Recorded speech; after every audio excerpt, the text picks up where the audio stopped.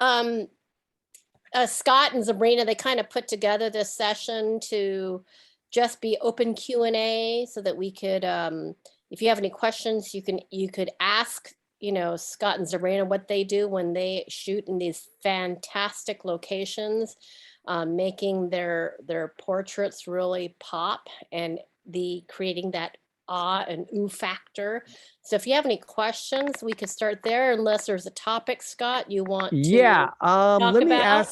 ask Sabrina a couple of questions, because maybe she'll answer some things that people may ask. But both Zabrina and I will be kind of giving our best tips when shooting. So Zabrina, give us some of your best tips when you're shooting on location and you've never been there before. Yeah, sure. Can I share screen? Is it okay? Well, okay. Oh, this host disable attendee screen sharing. Can you let's enable? see. How do I got to do that? I think you click on share screen and then multiple I do it people. at the bottom, or yeah, on the bottom next to the chat. Next to chat. Yeah. Let's see. Okay. Multiple participants can share. And share. You're right. Okay. Once you click that, then I should be able to do it. Okay, you there you do go. Yes. Yeah. Okay. Let me see. Okay. If there are quite a bit of places that I travel to. So I learned photography from Scott. Scott is my photography father. Every single picture that I take, there's a lot of Scott influence in my picture, and from the posing, lighting, composition. So pretty much he is my photography father. And so I owe my photography career to you, Scott. And so when I think you've kind of got your own style now, though, but whatever. Thank you very much. Yeah, but thank you. More plugs for you, you know, move all the students to you. But anyway, so in 2018, okay, before COVID and everything, I was in, I went to Sevilla in Spain, and then from like fly over from here in San Francisco Bay Area to Spain. And then from Spain, I journey off from Spain to Morocco, starting from Chefchaouen, and then to Fez, from Fez to the Sahara Desert, and then fly back to San Francisco from Casablanca. So some of the cities that I have been travel to in Morocco, I have been for during my traveling days, say like Chefchaouen, I have been only for like 1 day. So I have vague memory of what that city was about. But so when my clients ask me to take pictures there, so I have a good idea of what the city looks like. And well, how do you get the good idea if you've never been there? So if you've never been to a city that you got assigned on shooting, then congratulations, because your client has full faith on you and they like your work so much in order to hire you to do that, right? And what you need to do for prepping, I mean, that's what I do. It's like I Google search a lot about what the city, like just like look at images of like popular spots to take pictures, and also look at YouTube videos about the city, because the YouTube videos, and then it gives you a pretty good idea what the city is about. And I would try to like say give you at least a day or two to arrive before the session. Say you're shooting on Wednesday, try to get there on Monday, so then you can pre-scout the location and find the spots that you like and talk to the locals, and then talk to like the restaurant owner, and because there could be a lot of like interesting places that it's not like tourists, like that tourists will know, and like secret places that only local will know. So go for those like really cool spots. And that's so like this journey that I was shooting for this client, I have never shot in the Sahara before, because like it's like a crazy journey. It takes like 15 hours of driving even from like the next major city in order to get to the Sahara Desert. So how I prep myself before shooting, I was just like pretty much Googling a lot of pictures, and also look for movies that like clips on YouTube that has something to do with Sahara. And And then I remember reading books. There's like a children's book. It's called Little Prince. I don't know if you read it before. It's like blue cover, and it's like French French book. And there's a lot of writing about the Sahara. So I just go back and keep reading on that book about Sahara. So that it gives me some ideas of what I want to capture. So when I got there in the Sahara, and I shot a lot of like the sky, and then like the stars is like, you know, like the night scene at the end of the shoot. So I guess I don't have a really concrete answer, but just do as much homework as you could, like by just basically like Googling and like, you know, try to gather some visual reference you could beforehand. And one thing for like packing gears before you go, right? You wouldn't know like what you needed until you're at the spot, but I would try to like overpack and then bring like that gears that can cover wide ranges. For example, like zoom lens is like one of the most versatile lens. I would bring stuff like 24-70 and the 55 and the 85. Yeah, so like I bring like 3 lenses and then a lot of lighting gear, but the lighting gear would be like pretty small and compact, so I can fit everything in my suitcase. Yeah, so I try to overpack when I go to a location that I haven't shot. If you can't, wait, who carries all that crap for you then? Oh, I carried it myself for this particular journey. I have no assistant. The only assistant I have, I sometimes I have to borrow the guy who, like, you know, the tour guy, or the guy that who like rides the camel. So Yeah. like, so that's my lighting assistant, and kind of use a lot of hand gesture and tell him, okay, move the light this way, more. And then I kind of have to move him and then move the light to the left, more 45 degree. So it's just a lot of like communication through like, you know, hand gestures and pointing, and then like smiling. That's always helpful. And yeah, and the makeup artist was sort of my assistant for this particular shoot. Yeah. Now But you travel with the makeup artist then? yes, I travel with the makeup Typically. artist. Yeah, so typically I Wow. do, because so then like they know in every city that we go to, they will be expected like highly stylized, high fashion style shoots from the city that we travel to. Yeah, So that adds like a few thousand more onto the gig, right? Just to have right. that Yeah, status. yeah. I mean, like, yeah, at least few thousand, because you're thinking Yeah. about like covering the makeup artist travel fee and her like, you know, work fee on top of, you know, travel fees too. So it gets pretty expensive, but then it's really, really worth it if you think about like, you know, like the pictures that like you're gonna have as a wedding couple, that you are cross 2 continents. You have picture from Spain, and also a picture from North Africa, from like small villages all the way up to, you know, like the Sahara desert. Yeah. But the only thing is like they have to carry their wardrobe themselves. So I tell them to like, you know, use those like space safer bags to like, you know, just like put all the gowns in. And then once we arrive in location, we just like put all the gowns out and then put it in the shower. So when not in the water, but so when they shower, there's like steam that can easily to help the clothes to be less wrinkly. Yeah. So just like small tips here and there, kind of have to like coach them along the way for shooting in a journey like this. Okay, good. So Zabrina is mostly, when she travels, she has a client that hires her and you know, goes to these amazing places and things like that. Whereas like for myself, I'm a little bit different in the way that I operate. If I do have a client, it's mostly because it's a wedding and I don't have to worry about makeup artists or anything, because they usually handle that. But and then otherwise, when I travel, it's usually me shooting some models and doing some workshops and things like that. And what I try to do when I go somewhere, if possible, the best thing that you can do is create or have some sort of relationship with a local that is very familiar with the area. I mean, that's the number one. So like when I'm doing a workshop and people ask me, oh, hey, Scott, this place is very beautiful. You should do this or that place. Like, okay, let's face it. There's a billion beautiful places on this earth. But why do I choose the places I do?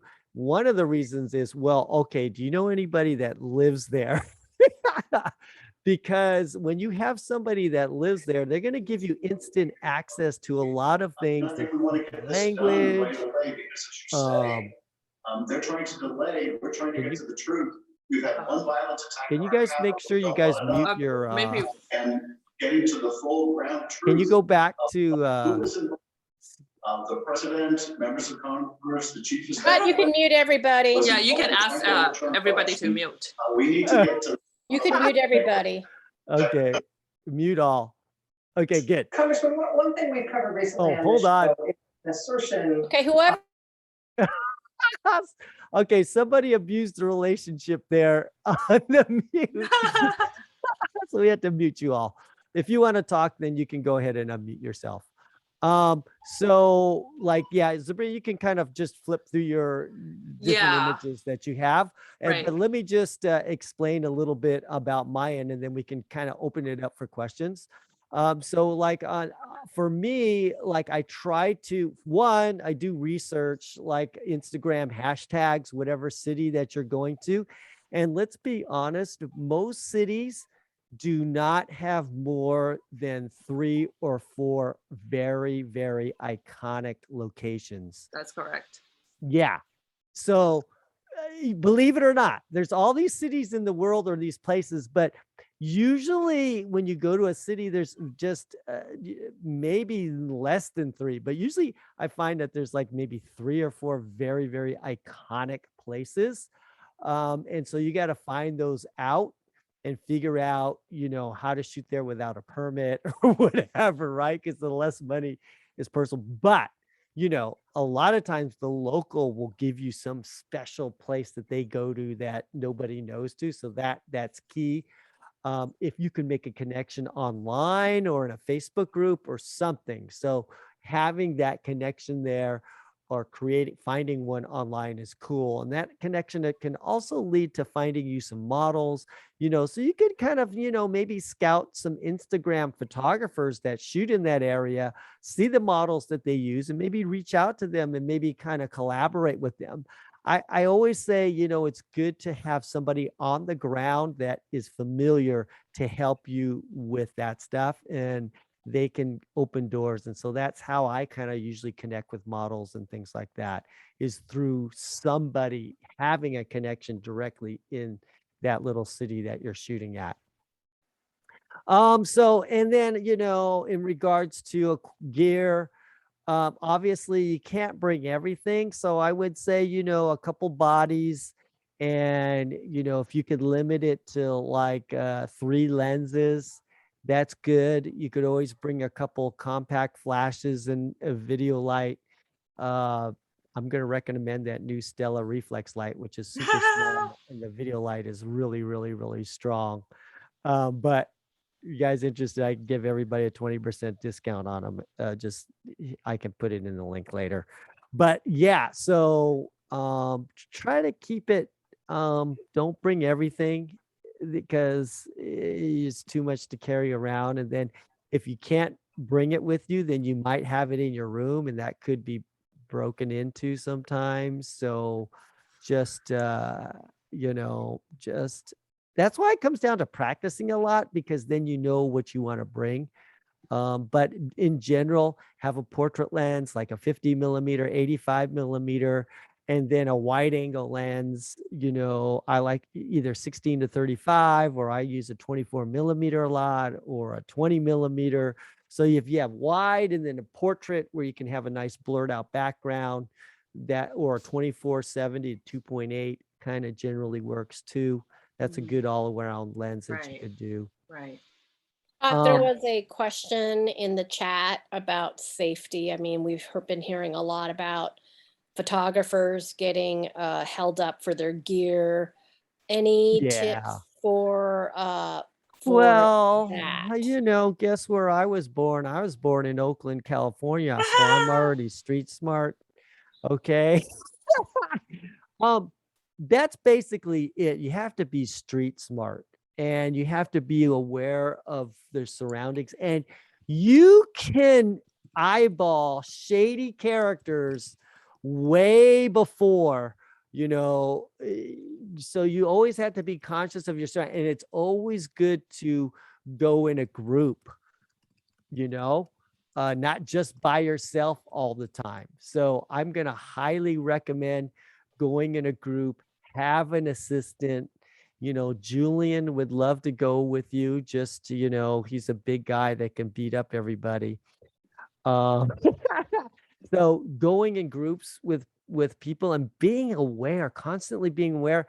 I don't know, maybe if you haven't grown up in walking through city streets and stuff like that, which I'm very used to growing up in the East Bay, Oakland area, you know, I'm very used to that and being aware of that. And so I think you just have to be street smart, you know. And there's times where it gets a little bit shady. I remember us walking through Morocco one time, walking to my friend's wedding, and I was about to be mugged, and I finally found the place just in time because they started to gang up on me and gather. And here's my mistake, right? I'm all dressed up because I'm going to a wedding, and I'm carrying a nice camera around my shoulder and so they know that, you're a photographer. So if you don't have to show that stuff too, I guess they're going to see sometimes just by our skin color that we're tourists. But if you don't have to show a lot of it, then that's good too. You have anything to say on that, Zabrina, about safety wise? Yeah, so as far as I know some people express concern for a workshop in February in Chinatown SF because there's some like instance has been happening in Chinatown SF, like people's gear being stolen. So like, yeah, I recommend not leave any gears in your car and just have all your important belongings to be with you. And we will be meeting inside a venue that is secure and it's protected, and even the building has like really cool like shooting spots. So, and that's where we're gonna be doing a lot of shooting. And then when we are out, at those iconic locations, we make sure that we are in a group. Like all of us are together in a group, and so we don't leave like any one of you wandering off. Yeah, don't kind of break off on your own. And it's just like in the wild. Do you ever watch those shows where there's a herd of deer or whatever, and then the hyenas want to eat those antelope or whatever? So what do? They find the one they try to separate the weaker one or the one that is not part of the herd, and that's when they attack, right? And so that's the same thing with street violence. They try to find somebody who's separated or by themselves, and that's who they attack, because there's always somebody that's by themselves. So don't be by yourself. That's just and you should be fine. Yeah, so also like the places that we're gonna shoot at, and then we want to make sure it's the places that it's like publicly accessed, and it's gonna have like security camera, say like in front of the museum or stuff that it's like like safe. Yeah, so so we're gonna try to whatever we could to protect everybody and each other. Yeah, I mean, also the same goes for even having a fancy camera bag. Right. Yeah, that's why I use the cheap ones. Yes, and I always look like just like a normal tourist woman, and just wear all my fluffy clothes whenever I'm out there shooting, and never look fancy at all. And like my camera bag is just not even a camera bag; it's just a backpack. It's a Herschel. So like, just wanna just kind of like keep it in the down low, even when you're out shooting for your client. Just don't check in on Instagram and check in the day after. We love checking in, tagging location, but just don't do it the day off. Like, as far as the workshop goes, we'll tell everybody not to check in until you go home. So then just to protect everybody. Yeah. Safety. Mm-hmm. You know what? Go ahead. That's a good tip about dressing down, because I was in walking around Hollywood near Beverly Hills, and I went into this store, and I saw this person dressed like a bum, right? And so nobody wanted to look at this person. But then when I looked at her closely, I forgot her name, but she was a movie star. But she dressed literally like a bum. Like, oh, that's a good disguise because people Right. were kind of repulsed by her, but by the way she was dressed. Right. Oh, oh, funny story.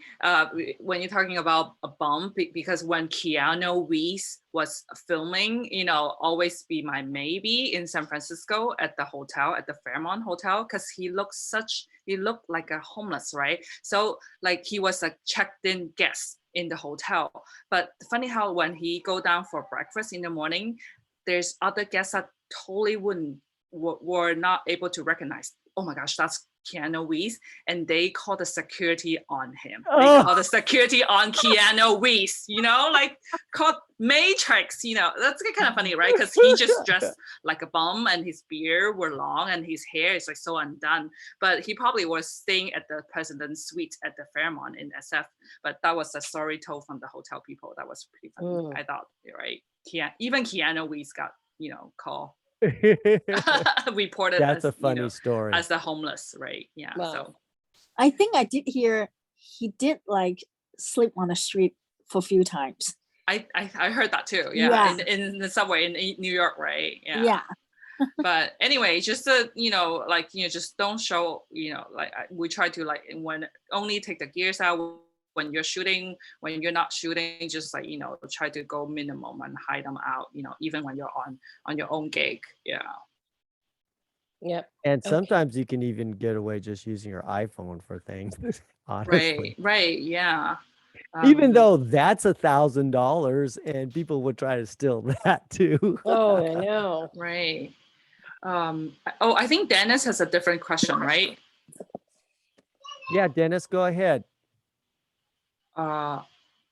Hey, do you guys have any experience with having an in-home studio, and do you recommend it, or is it a horrible idea? No. In-home studio. Well, it depends. I mean, what are you trying? Are you trying to make money with this studio or just take photos? Definitely for money. I'm not having strangers over for nothing. Oh, I don't know about that nowadays. Yeah, I know. Honestly, I don't know if it's worth it, honestly, because you can find these studios for like 20, 30, 40 bucks an hour. And nowadays, I don't know. Do you have like family and stuff? No, well, right now I'm in LA, but there are a lot of studios around, but I'm thinking of moving, going to Vegas. I don't know what the situation is there. Oh. Yeah, but do you have a family or is it just you? Oh, just me.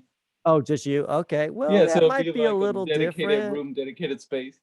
Yeah, I don't know. It's always very, it's unfortunate these days. It's very, you need to be very careful about having strangers know where you live. Yeah, I just feel uneasy about that. All right. I personally nowadays would try to just shoot somewhere else other than your house.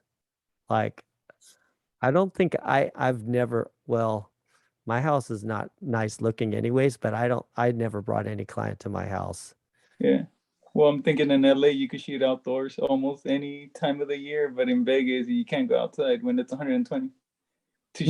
Okay, that's a great question. People like, well, because I can't do this here, I can't do that there, right? Mm-hmm. But what you need to do is find areas where you can shoot indoors, maybe at a hotel, right? And get a relationship with somebody and work it. There is always a way to shoot on location somewhere. There's tons of venues. There's tons of venues. There's tons of hotels. There's tons of little nooks and crannies. And being, just a on location portrait artist, you just find those things.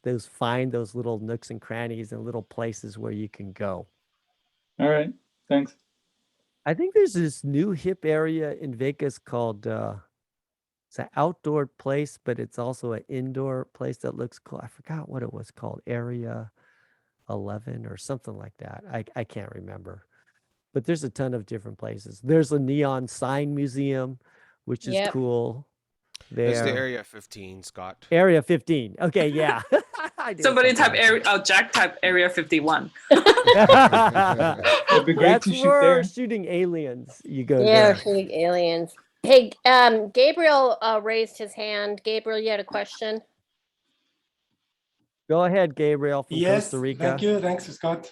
Yeah, I just want to answer Jack, maybe, about the studio. As you may see, my background, I built the studio in my house like 1.5 years ago. And I've used it like just for 2 portraits. It doesn't work for my clients. So going outside, any place that I found is much better than white background or studio at home, you know. So now I use it as a kitchen and a Zoom place for me.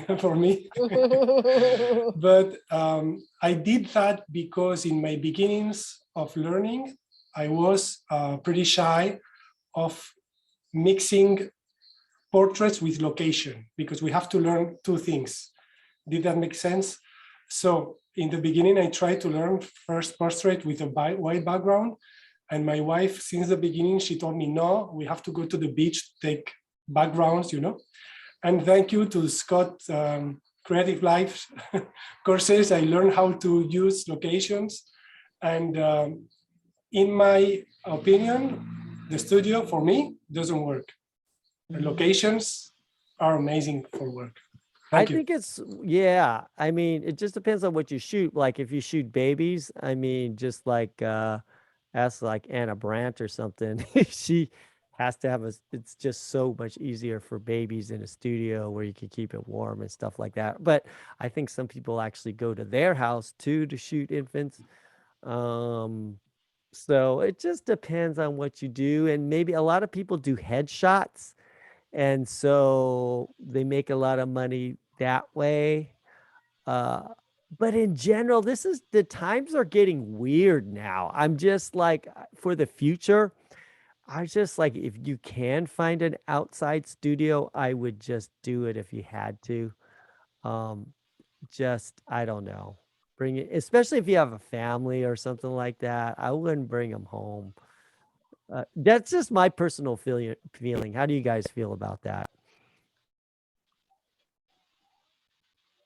I mean, I would suggest to bring the studio to a client's home because it's pretty easy to set up, right? I mean, if it's like a larger production, then you can still rent from your local camera store a seamless, like a large seamless paper with like the 2 C stands, and you know, and then just like set up the light Bring with your like light. yeah, and then your light is just, you can just set up pretty much studio quality, like even with like small strobe, like, you know, off camera flash with like small flash. So, and I don't even own any of the studio light product. So Scott, I can get some hookup from you.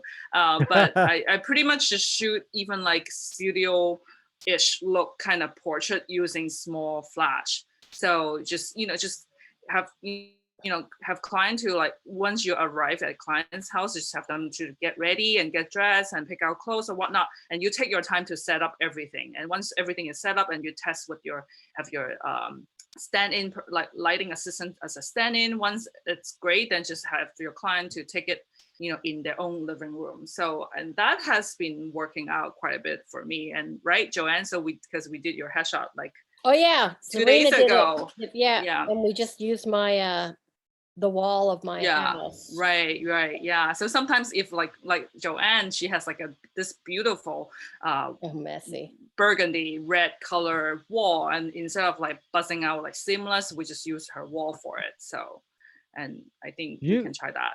I don't know if you were watching like last weekend, but I did a whole demonstration on doing studio shots with the very, very small flashes. Right. So you just need soft boxes and a small flashes, and you can do anything, pretty much any kind of studio shot. And we used your Stella Pro, Scott. Oh yeah, you could do that too. Who wants a 20% discount? I want 30. 30? Okay, 30 is when I sell my old stuff. Okay. They even give you 50. So Okay. I wanna add something to the person for Vegas, since Yeah. last year I stayed in Vegas for such a long time during the pandemic, and I did some shoots. So what I find was, if I can't schedule them during I did an engagement session at the Valley of Fire during 125 degrees. So that was really hot, but normally I would schedule them towards the end of the day if I need to do it outdoor, or during the beginning of the day, like about 6-7 o'clock, where the sun is still not as hot. So you could have that as an alternative if you cannot do it at home. That's some very good tips. Now, when I do my workshops, okay, I listened to Zabrina one time and I regret it going to Paris. Do you remember when we went to Paris and it was butt cold? Uh-huh. I like, when I go places, I rather be at 125 degrees than cold. You know why? These models are 76 pounds. Okay. And like for them, if they're not hardly wearing any clothes, 90 degrees is like awesome for them. And so I find that your models, if it's rather be warm than cold, because they will work harder for you. And like when I'm shooting in Paris, a lot of times I pay them for 3 hours, but they shoot with us for 4 or 5 hours sometimes because they're Right. having so much fun. Uh-huh. Because the weather's so nice. You go in the summertime at 10 p.m. in Paris, it's like awesome still. Right. But for me, like if you were to plan something, warm weather is way better than cold weather. Cold weather, I remember like every 5 minutes, the model would have to just warm up, and one of them caught a cold and everything, and it was just miserable. Okay, I So- remember that was like a springtime Yeah. in Paris. It We was did like the end it of was April. raining. Yeah, it was a Yeah. lot of rain. Yeah, but that was was- nice though. I mean, those are one of my best pictures, Scott. Oh, yeah. Oh, Yeah. I took some good pictures of you too. I know you did. I Yeah, won some so awards of that. yes, Well, you did. see, that's why I planned. So whenever I'm going somewhere, okay, here's another tip. Have a plan A and a plan B. Plan So B, when I'm yes. doing workshops and I have people paying thousands of dollars, what happens if it rains? Right? So like in Paris, there's different places, like you could shoot at the Louvre. It has indoor outdoors, or the Bir Hakeim, bridge, it's a subway thing. It's a nice place, right? And then- Inception Bridge. And then like I always rent out this awesome castle where they Yes. discovered horse racing, so I always have that. So whenever you're going on location, expect the worst. That's the one thing you have to always remember, is prepare what happens if it rains Mhm. or if it's inclement weather or something. So have that in mind. Like, even though when we go to our San Francisco workshop, like Zabrina and I are talking about it, we got plan A, B, or C, different places we can go depending on the weather, because Bay Area weather, what did Mark Twain say? His coldest winter was a summer in San Francisco. So you just don't know the weather in Yes. San Francisco. So Um, that's a good tip too, is prepare for what happens if it gets super windy or it's raining or whatever. Hey, Scott and Sabrina, can you talk about asking permission on site versus begging for forgiveness or running and gunning? Go ahead, Sabrina. So I do all three. Actually, those are all three combination that I try to do. Depends.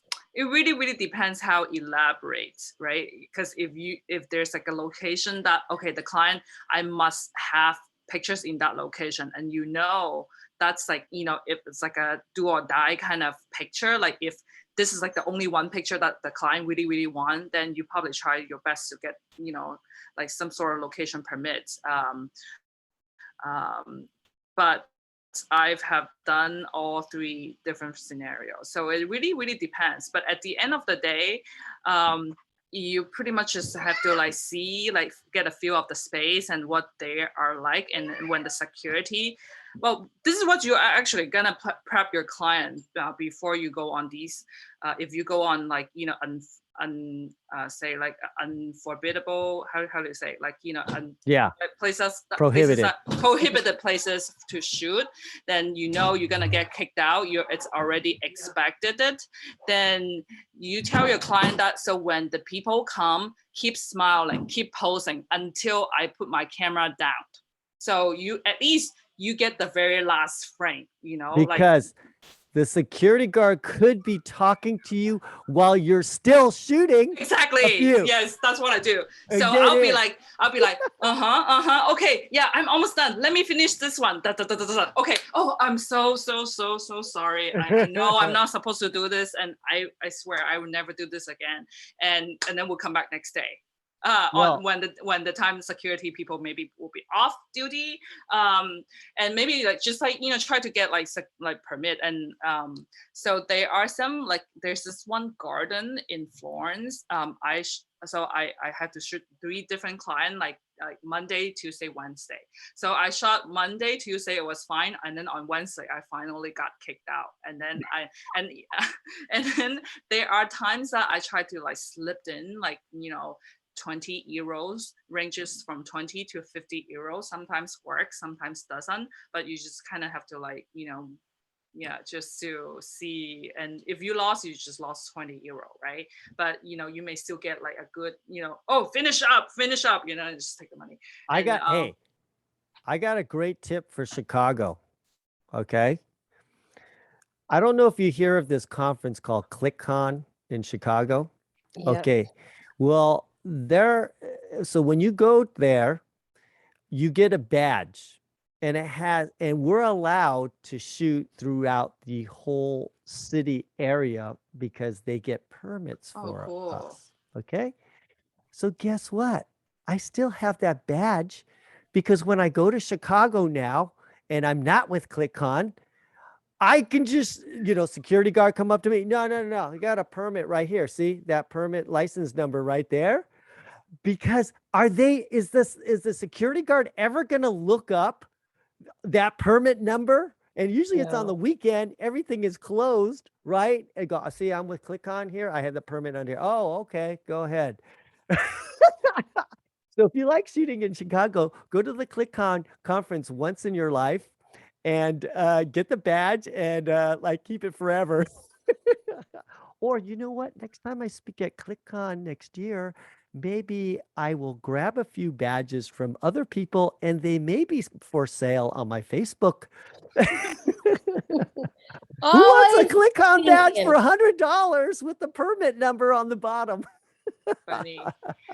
But I do have something that I want to add chime in though, in terms of permit. Like if you're shooting in a business like restaurants, it's always nice to, like, you know, at least, you know, dine, like restaurant, you eat and dine, you know, you spend money there, then most likely they'll be okay. Like, you know, you already spend money, you're already our customer. So 99.99% of the time, if you ate at the restaurant, they will let you take picture, right? And then worst case, they will be like, oh, you just cannot use a tripod, or you cannot use like either like big softbox, right? But you get permission most of the time if you know, shoot in a restaurant, or, you know, decided to shoot in a restaurant, just like spend money in the business. Yeah. Oh, Well, hey, go ahead. No, I wanted to mention that that's what kind of Zabrina did in our Chinatown restaurant workshop. She established a relationship with this restaurant owner. It's the oldest restaurant in San Francisco. Very iconic place that we can shoot at. And now, because he's the owner there, he's giving us access to a bunch of different places. And in fact, he's giving us access to the side alley street that is here. Go ahead and use this whole street too. Don't worry about it.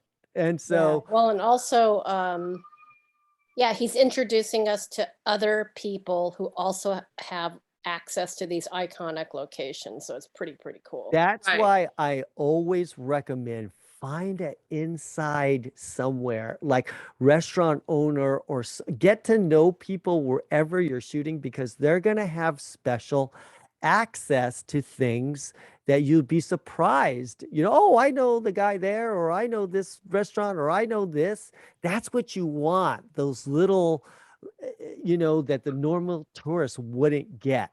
And so you're Mhm. always striving to find out those little secret hidden places. Like I remember one time it was in Venice, and this guy showed us this little, I don't know if I could still get there, but he showed me this one little, it was on a busy pathway, and he goes, Scott, walk in through this little side area there. And then we had to weave in and out, and all of a sudden we ended up at the canal with an awesome view where you could, you know, see that Rialto Bridge area. It was really close to. They go, wow, this is like only the locals know about this, right? But little things like that make a huge difference. Does anybody have any more questions? I know we've been kind of talking a lot. Are there any questions? Yeah. You can go ahead. So I was wondering, when you travel, like more logistically, when it comes to air flight, do you take your primary stuff with you on board, and do you put anything, do you check anything in? I'm just asking this just because David and I actually recently went to Austin to shoot 22 headshots for a company. And we made sure like we took his camera and his lenses on board. We had a light. We actually checked that in underneath, and I thought, oh crap, what if you know the luggage is lost? Like what do we do? You know, we're kind of screwed. But we had a plan B. But are you putting everything with you on the plane, and do you check anything underneath? And my second question to Zabrina is, I didn't catch, what do you shoot? Are you shooting, who's your clientele? I'm just curious.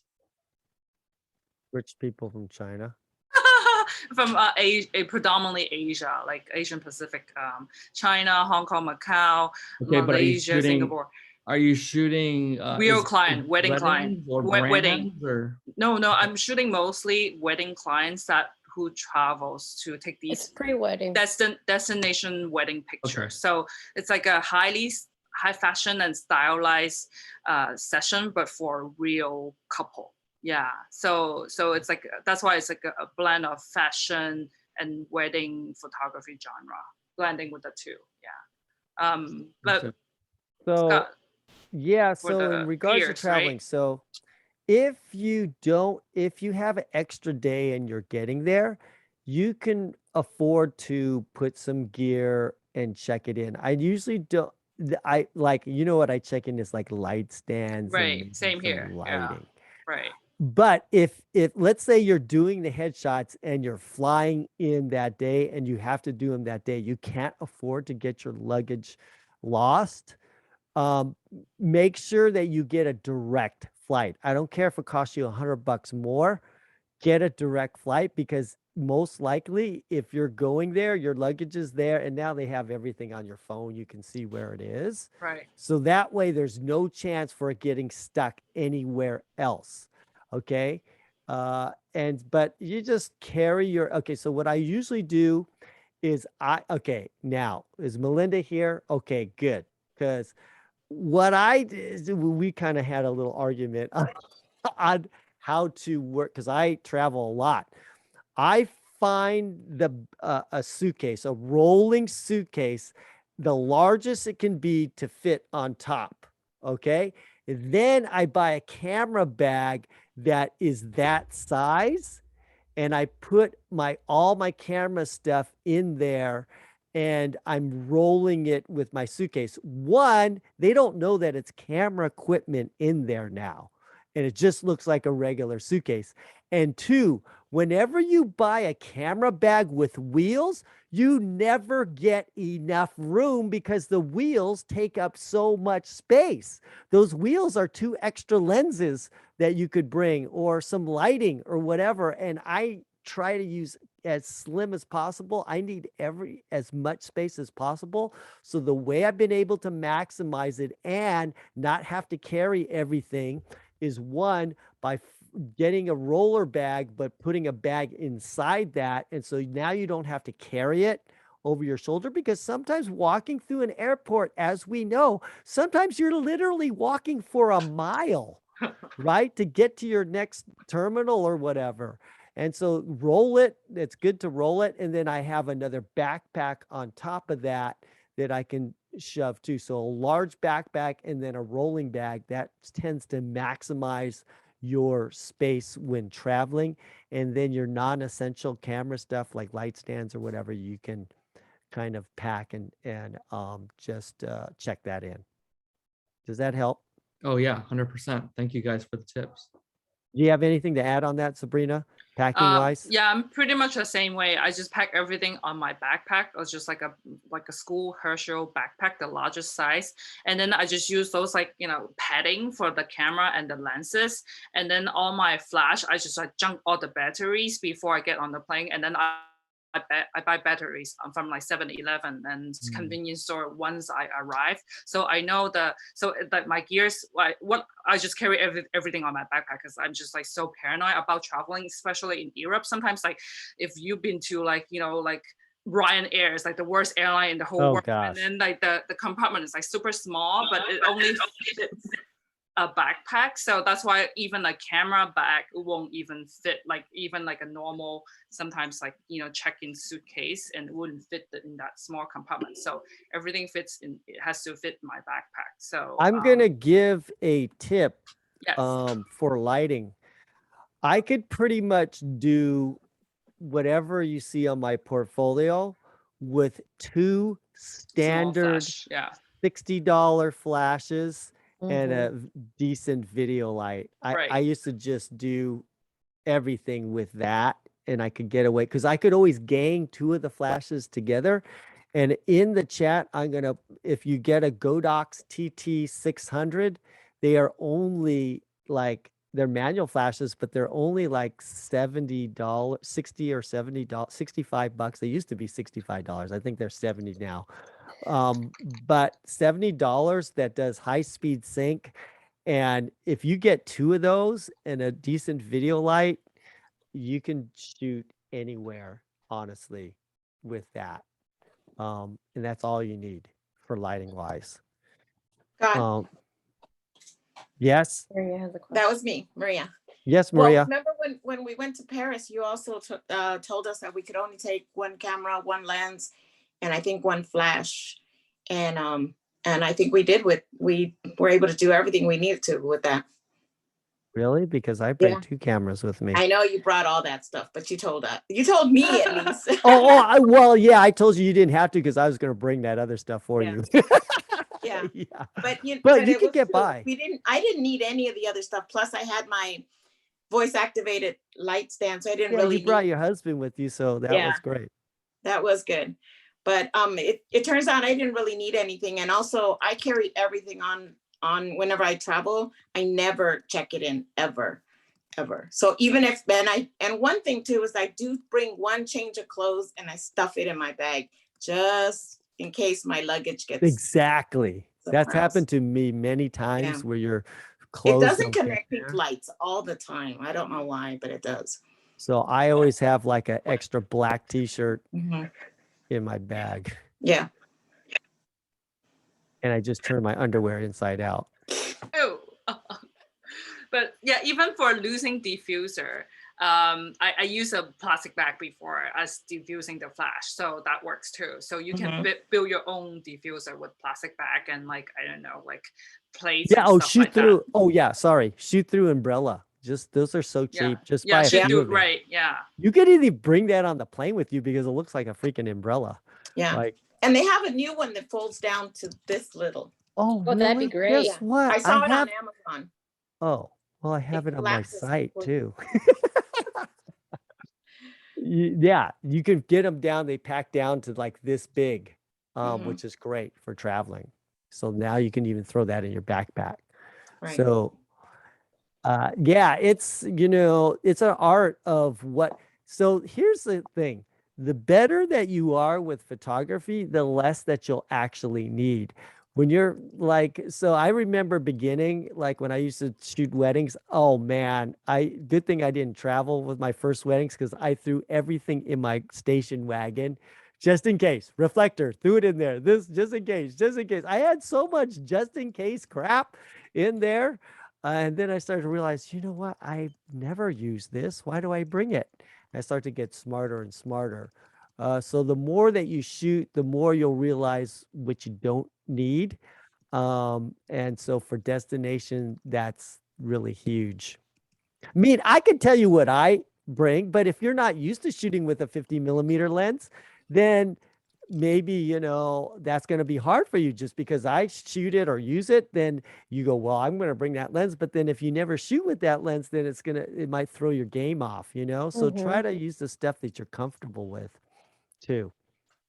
But a good exercise is to actually go and shoot with one lens. Like, I know you're Sony, but I always take my Sony because I have the hardest time with my Sony. So whenever I'm gonna do something personal or go on photo walks or whatever, I bring the stuff that I'm not proficient in so that I can practice it more. And so that has helped out quite a bit. Zabrina and I have this friend, Torin Wu, and whenever he came on a workshop, he would bring a new lens that it wasn't practice, right? that he wasn't used to shooting with, and he would use that the entire week. And by the end of the week, he was very comfortable with it.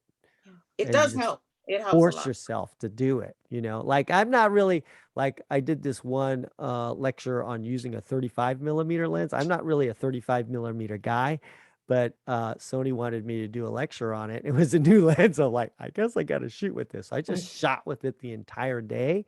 And you get used to it, you know.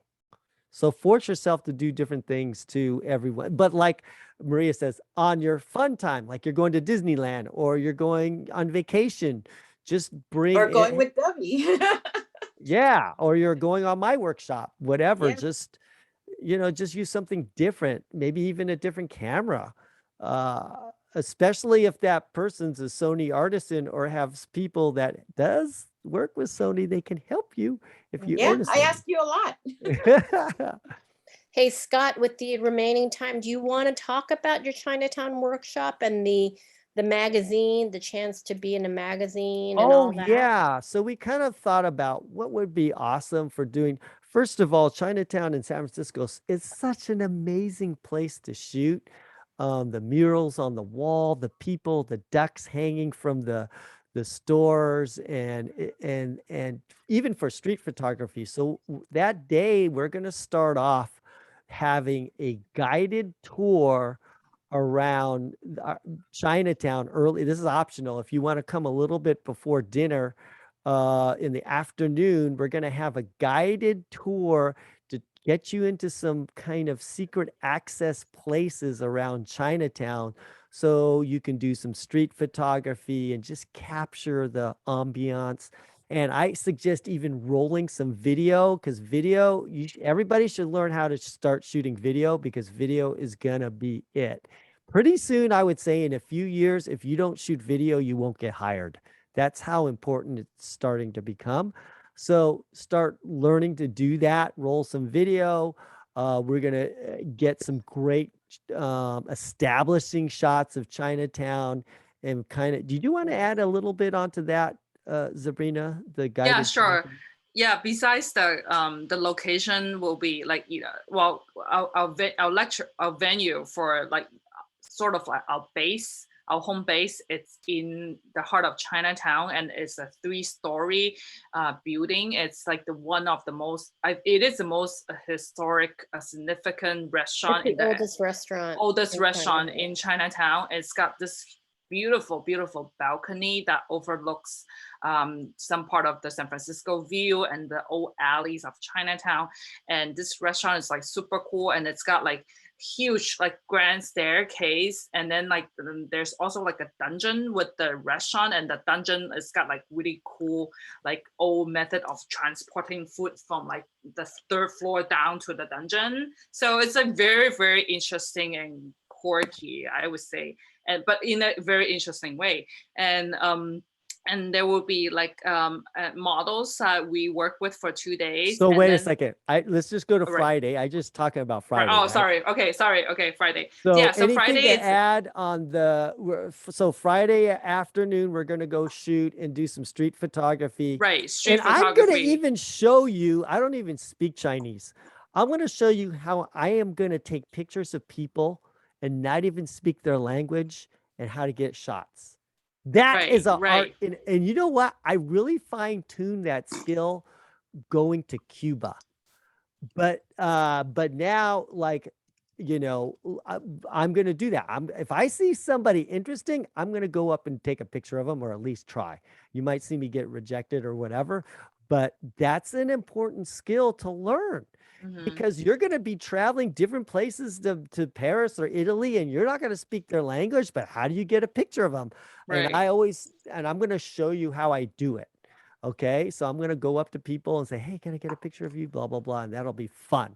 So and then after that, we're going to go out to dinner later and have our meet and greet dinners too. So that'll end Friday. Then Saturday morning, we're going to wake up early and we're going to have some lectures on. Zabrina's going to talk about shooting for a magazine and, you know, how she goes about it, how she plans it, how she styles it. And we're going to give some lecture on shooting for a magazine. Okay. And so that is at the place that she talks about at the restaurant. It's going to be there. Right. But we're not going to, we're going to stay there the whole day. Right. Pretty much the surrounding area. Yeah. So in the so we're going to eat lunch there, and then in the afternoon, the models are going to come. And so we'll have full access to this amazing 3-story restaurant, full access to it. And then also we can walk on the streets of Chinatown and go to those iconic places, which you will know because you'll be walking around them the day before. Right. And then and then the models will be fully stylized with like really cool and high fashion clothes, and then all like makeup and hair are professionally done. It'll be really colorful. Yeah, and then each of you will be assigned a task that needs to be completed in order to, I guess, to be published as part of the magazine. Like we'll do like a random draw. Yeah. Yeah, so basically Zabrina arranged it so our shoot will be published in a major, can you say which magazine, or you're not quite sure? It's probably Cosmopolitan Bride. Cosmo Bride. Okay, it's not like no janky old thing that you get solicited to pay $40 to be in their magazine. And no, this is the real deal. But I think we can put all our names in there if they don't choose our photos, you know, because they're not going to choose every single one of our photos. But as a team, could we as photographers, put all of us in there? That needs to be discussed. Yeah. Yeah. Okay. Well, whatever. Yeah. But you have a shot of being in the magazine.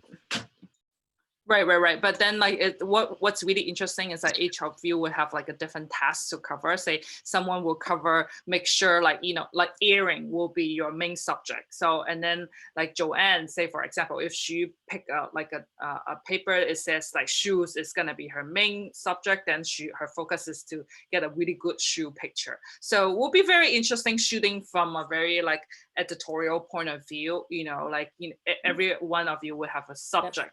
You know, and then what we can do is, if you guys don't mind just sharing images, right, that we could kind of put together like an album or whatever. Right. We can say, hey, we worked as a team to do this fashion shoot in San Francisco, Chinatown, right? And so we can share the images and say you were part of a team that did it. So we could kind of, you know, each use that. Of course, give each other photo credit would be great too. Right. Also, I think what's really cool is that this is going to be right around Chinese New Year too when you're doing it, right? Right. And it's the same weekend as the Chinese parade is happening in downtown San Francisco. So there will be a lot of very interesting things to be photographed. And I'm sure we could try to hook up getting some shots around the dragon dance. Yes, dragon dance people. Awesome? Have you guys seen where they bring the big dragons and they have usually 2 people operating the dragon in the head, and they do this dance. It's actually so they cool. do lessons every Saturday on Grant Avenue, and if you time it right, you could even capture that. That'd be cool video. Wow. Yeah. Yeah, so that it just happens to fall on that Chinese New Year's, which is amazing, which is great. Okay, so then the next day we're gonna go and talk about post-processing your images, and we're gonna help you maybe choose help you which one's the best one and why, and here's how you should edit it, and we're gonna help you. And you can prepare an image if you want to in a gallery show exhibit that night. So we're going to work on it. I mean, you can work on the image the night before too. You're going to choose an image, and if you want, you can have it printed and shown in an exhibit that will be happening that evening. And you could even price that image and sell it if you wanted to, and put it up for sale, because who knows, somebody might want to buy it, which is pretty cool. So that's in the morning to the early afternoon.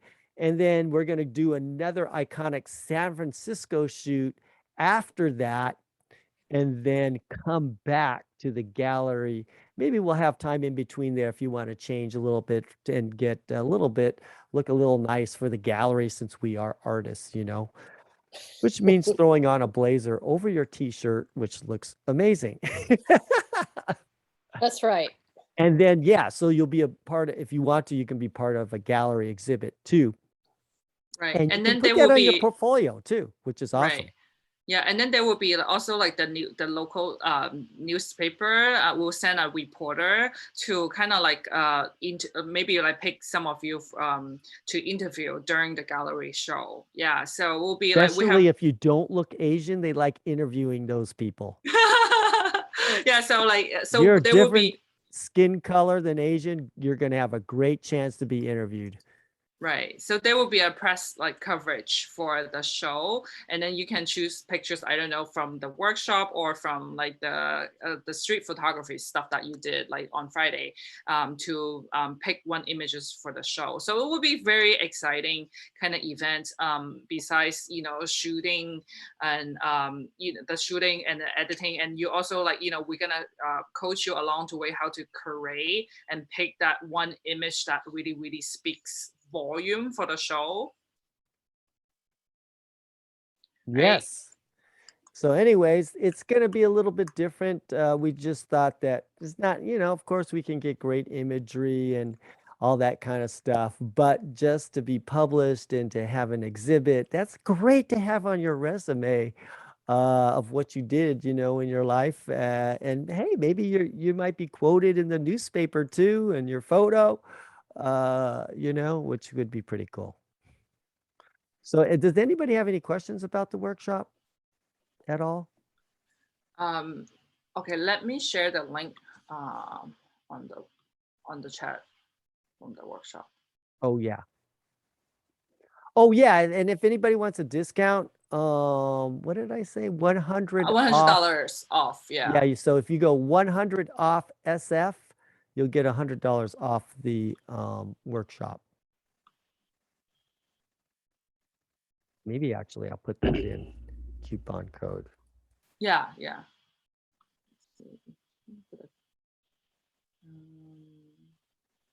Is there anybody else have other questions? I think someone. Yeah, does anybody have any questions about anything? Could be gear, could be lighting, it could be luggage, it could be whatever. What hi. What Hi. gear would you recommend to bring on that day? Because I know Chinatown, San Francisco, while it's all great, it's getting worse in terms of safety. Like people do break in the cars a lot, so I plan to bring everything with me. I'm not going to leave anything in the car. So no. On that day, how much stuff that you would recommend us to bring on that day? Yeah, just keep as light as possible. If you can't bring it on your back, then don't bring it. So you must be able to just, keep everything on your back, whatever that is. So I have a zoom lens and a couple of prime lenses. Do you recommend to bring prime lenses instead, or actually bring zoom lenses? Well, that's kind of a personal question, because I'm going to tell you what I bring. I'm going to shoot with a 24 millimeter and a 50 millimeter primarily. That's probably going to be 90% of my images is going to be that. But I'm used to shooting with that. But so that's all I always say is like, kind of just bring what you're used to shooting. I mean, to be safe, a 2470 2.8 is good, because you can That covers everything. Yeah, you got it all. Oh, that's actually good for the street photography day. So you're not carrying around 2 cameras and 2 lens. I might actually I don't even own that lens, but I'm going to ask Sony for a couple lenses. I'm going to get that 2470. I don't even own it, but I'm going to ask Sony for it. Just like on that day, I have 1 lens on and just go with that. I have that lens, the G Master lens. You have it? Yeah. Great, I'll you use can it. borrow it if you want. You can use your Nikon. I'll use that lens. I don't shoot Nikon. I shoot Canon. Oh, sorry. Yeah, and plus I'm sure there will be somebody else using the same, like similar brand of gears. You're Fuji, so it's okay. We include you, Phoebe. We welcome you too, even though we're Sony. But I'm sure there will be somebody else shooting the same brand. If not, then even with 2 lenses, you can still cover quite a bit of things. Yeah, and even with 1 lens, Honestly, you have your iPhone too. I mean, the only thing that iPhone won't look good in is if you go indoors, because low light iPhone looks like crap. But if there's a lot of light, you can even, sometimes I just use my iPhone as the wide angle lens, because now it has the 0.5 on it too. Yeah.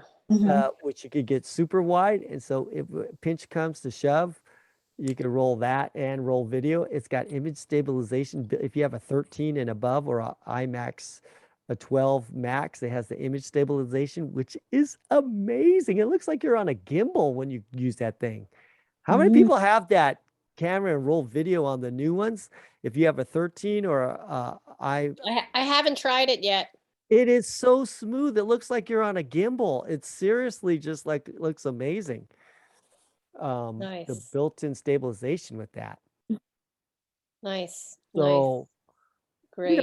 And too, this will be kind of good practice on how to pack light and not bring a lot of stuff.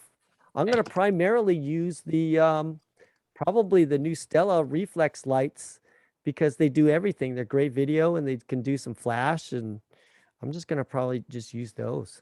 Right. Honestly. And then I'm sure we can share the lighting gears when we're shooting models. And then we even just like, with Scott's Stella light, it's just like 1 set, and then everybody. I think the best thing to do is to go buddy up, and that way you could just use a monopod for the light stand and not even bring the. We'll probably break up into 2 or 3s or 4s or whatever, so you can kind of share the gear. That's how I normally do it, so we could hold for each other. Right. And plus the venue, it's like very safe place, and we have a space of our own. And just in case you brought light stands where your teammate or your group mate already has the light stand, and you can just leave less valuable items at the restaurant, it's okay. But still, like the most valuable item, like the camera and you need to hold on to them, like the lenses and your wallets, you need to carry them with you. But like stuff like extra lights that you're not going to use, you can just leave them in the venue. It's okay. Okay, so we did a Sammy's workshop a couple weeks ago, and literally people had these bags with just these lenses on the ground. Please, we cannot do that in San Francisco. No. I mean, there was like 20 of us or 30 of us there watching over everything, and it was fine. But like, I know in workshop, you get so excited, you just throw your bag down and then you just grab something, hoping that somebody would watch over it. But in San Francisco, if you lose something, it's not my fault. I'm sorry, because I'm telling you, you got to carry with you all the time. Yeah. I mean, even for when I was shooting anywhere else in the world too, all my gears are always in my back. Yeah. So I would never leave them on the ground. Yeah. Not unless there is somebody that will be there watching, like dedicated person watching it. Yeah. But I would just still recommend carrying everything in your bag. Yeah. Do not leave anything in the car. Yeah. Who is that? Who is that with that iPad? That's Phoebe. That's me. Oh, okay. I don't see your Yeah, picture. my cat turned off my laptop. Oh, okay, no Switched worries. to my iPad, and I don't know how to change the name. So Are there fix any it. other questions about anything? I'm surprised you guys are not asking any questions. I got a question. This is Gary. Oh, hi, Gary. What do you recommend to learn more about the printing processes? Like, what do you use for print? And Oh, good question. Well, first thing, do you work on a Macintosh laptop? on the PC. Okay. Well, if you were looking on a Macintosh, the monitors are usually already calibrated and you're pretty much fine. So I would recommend, one, make sure that your screen is calibrated, because you might do all the adjustments on your screen, and then when you go to get it printed, it's going to look super funky. But at worst case scenario, take your edited image before you get it printed, view it in a Macintosh just to see what it looks like. Because in general, and then here's another huge factor that I've learned. The printer means everything. Like lately, I've been sponsored by Epson, so maybe I'll bring my printer up there or something like that, just to make sure that the prints come out exactly. Now, when you have a Macintosh and you're using an Epson printer, oh my gosh, it's boom, right on. But sometimes if they use Canon printers, they don't exactly jive well, and they don't look nearly as nice as the Epson. I mean, The the skin Epson tone. are totally worth it. Just because I know the difference now, because I got this super fancy printer that they gave me, and it's like, wow. I mean, you get it right on your Macintosh display, it looks pretty much just like it when you print it. But if you have another brand, just make sure your monitor is calibrated so you'll be close. Okay. So that's the only thing that I would. Hey, Scott, maybe are you, there's a lot of people now editing on the iPad Pros as Yeah. opposed to the laptop. Or on the iPhone. Yeah, or on the iPhone. Where do you, is it a personal preference thing, or is it one thing is better? Well, I suggest, well, first of all, if you're really okay, if you don't know much about editing, like, and you just want to do some general things, then that should work, right? But it's when you use like Photoshop that's on your desktop, it's more powerful. Like Then on the mobile. fine tune. There's certain things that you can't, if it doesn't have the full Photoshop, then you can't edit it. Like all the iPad programs of Lightroom, all the mobile programs like Lightroom and Photoshop, they're not as complete as the desktop versions. So that's why I don't do it, because I want to fine tune and I'm very particular about my editing. And so I need the full versions. But yeah, when you're kind of just doing something quick and maybe just black and white, or you take it, it's really great in camera and it's maybe photojournalistic, then yeah, you can get away with something like that too. Okay. Nice. And so you print on your own with that Epson, or do you go to a I a do specific both. printer? So like if I'm in a hurry and I need to make prints, then I just do it on my own with my printer. But if I have time, I'll just job it out. But you can't just job it out to your local Walgreens or CVS store. You have to job it out to like a professional printing places like Bay Photo, which is near you guys. I highly recommend that place. It'll do a professional, as long as your monitor is calibrated or you own a Macintosh, you should be pretty good, because it's pretty close And to talk to calibration. Scott about reasonable Macintoshes. Yeah, if you're just looking for a laptop that can do some stuff on it, I actually, that's kind of something, a skill that I learned during COVID. I've refurbished laptops and stuff like that. So especially if you don't need the newest and the brightest version of Adobe, whatever, I have access to put that on your computer to use forever. Don't ask me how I got it on there, We won't say but I can. Yeah, but all you parents out there, Scott's the one.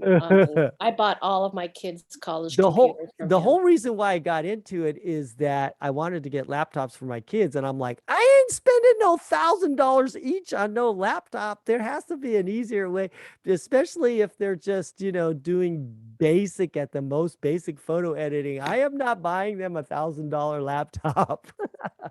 So that's how I kind of got into it. And so I started really learning everything there was about refurbishing the older ones, which were just as good if you change the drive and put SSDs in there and stuff like that. Which you can in the older models. Yes, not and anymore. I like the older models actually because they don't overheat as much because they're larger chassis. And Yeah. if you notice now, the new MacBook Pros, they look like the old ones. Why? Because they realize they need more space for air and things like that. So they changed it back to the old style. So if you're rocking with an old style one that's thicker, you're actually looking like you got a new one, but you don't. So anyways, Yep. that's another subject. All right, great. Well, we're a little over time. Thank you, everybody, for joining. But guess what? Now, if you got to go, you got to go. But if people have more questions, I can answer. I'm willing to stay a little bit longer. But if people need to go or whatever, they can go. But I am willing to answer more questions if people do have more questions. That's all I'm saying. Does anybody else? I awesome, just want to Scott. make sure all your questions are answered. Right. If not, we'll close it off. But I'm here until the questions stop. That's how much I love you guys. Oh, so sweet. Does anybody else have any other questions? Can you put the link of the lights, the lights that you mentioned? Oh yeah, just go to this and you can find the link at my link tree, scottrobertstudio.com, www.scottrobertstudio.com. That'll send you directly to my link tree, and then at the bottom you'll see Stella Lights discount or 20% off or something like that. And get the reflex. Okay, there's two reflexes. There's the $1,000 one, and then there's the $800 one. If you don't want to shoot at 20 frames per second, which is who shoots at 20 frames per second unless you're doing sports or something like that. If you're fine with 10 frames per second, I mean, most flashes only do 1 flash per second anyways. So to me, 10 frames per second is amazing. With my discount, the lights are the same power and the battery is the same. Everything is the same pretty much except for the 20 frames per second versus 10 frames per second. I would just get that one. And so I think with my discount, it comes out to around just over $600 for that one. And I recommend if you could get 2, that would be great. But I would just recommend that one. Instead, I do have the $1,000 one because they gave it to me, but because they want me to demonstrate shooting it at 20 frames per second, but really I don't need to shoot it at 20 frames per second. I can shoot it at 10 frames per second and I will be fine. So, anyways, that's my 2 cents on that. So I put that in the chat. Oh yeah, the link is right there.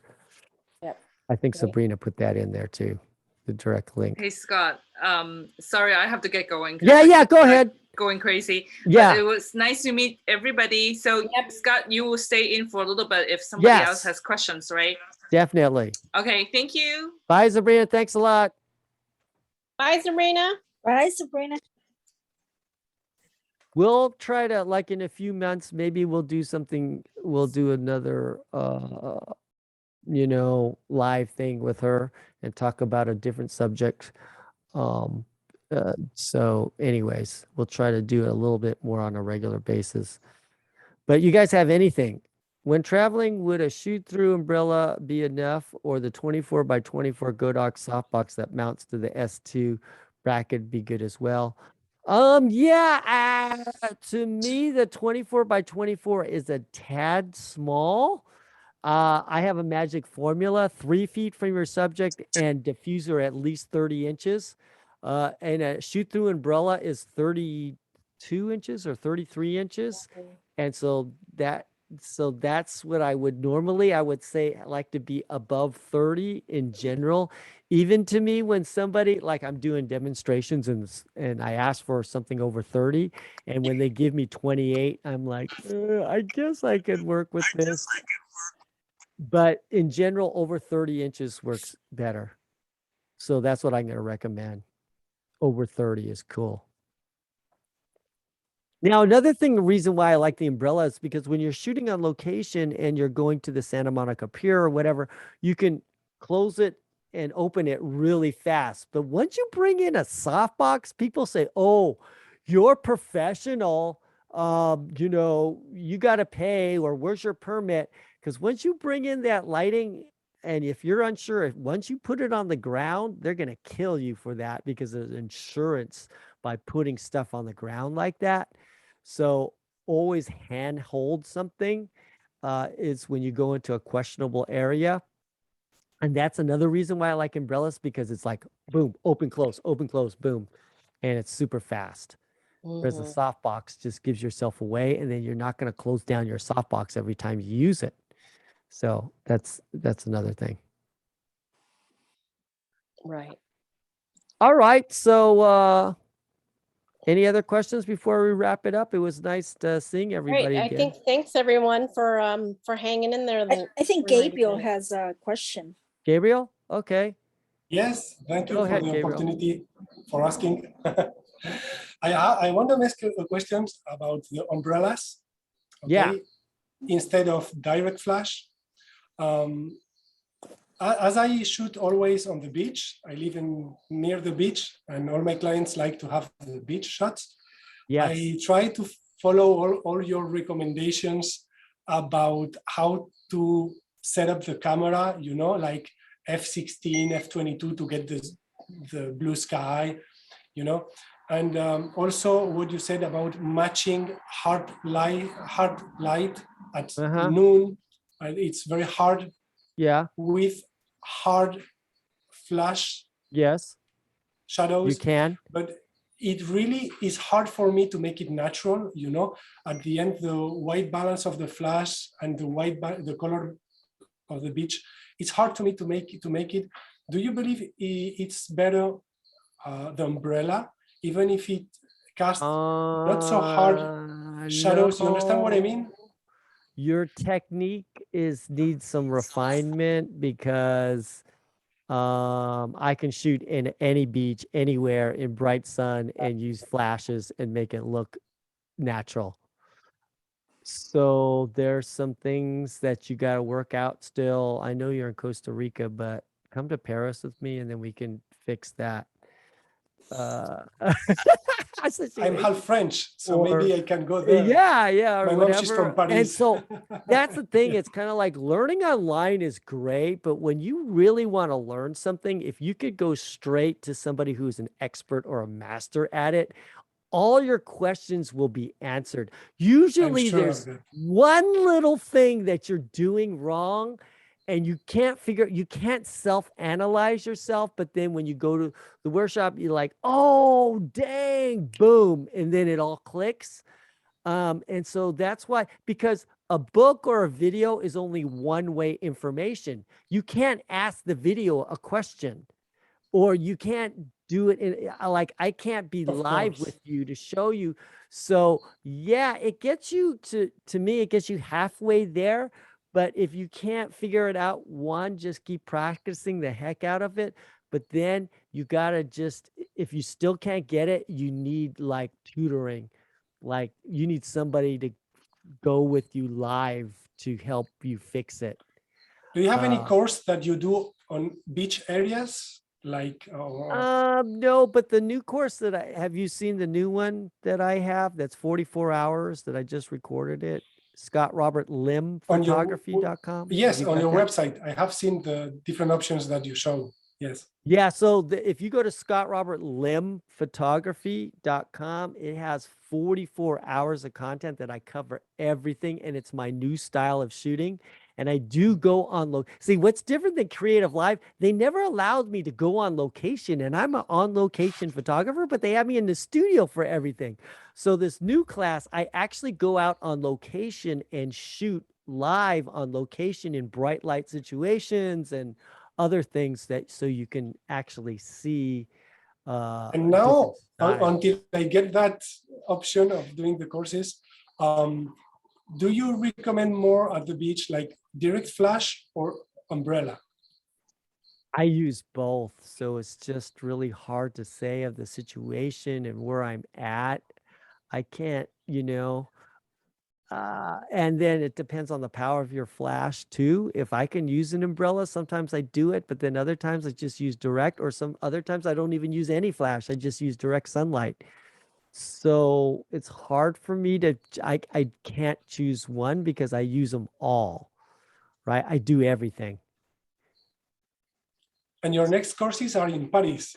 You don't have well, if you go to my workshops page, I'm starting to list the workshops that I have, but just go to scottrobertsstudio.com. Okay. It has my links for everything. www.scottrobertsstudio.com has all my links for everywhere. And you can find everything okay, there. just I think it to get it. It's my Thank you link very much, tree. Scott. Yeah. You should see a site with a bunch of links. Oh yeah, I can see it right now. All right. Yeah. Hey Okay, guys, thank you so thank you much. very much. Scott, I have to drop off. So Okay, I yeah, will don't see worry everyone about it. later. Okay, all We'll right. see Ciao. you, Joanne. Bye. Okay, does anybody Bye, have any Joanne. questions? Bye, Anybody Joanne. have any questions about anything before I take off? You can unmute yourself and ask, or else I'm going to close this off. I did record it, and maybe I'll throw it up there for people. Cool. All right, everybody. Well, if I don't see you all before then, have a great holiday. And hopefully we'll catch you in the new year or wherever at the workshops. That'd be great. Please keep in touch, and we'll try to do this a little bit more often on different subjects. How's that? Awesome. Thanks, Scott. Good to see you. You guys, nice to you, see Scott. you, everybody. All right. Thank you. Take All care, right. everybody. See ya. Bye, everyone.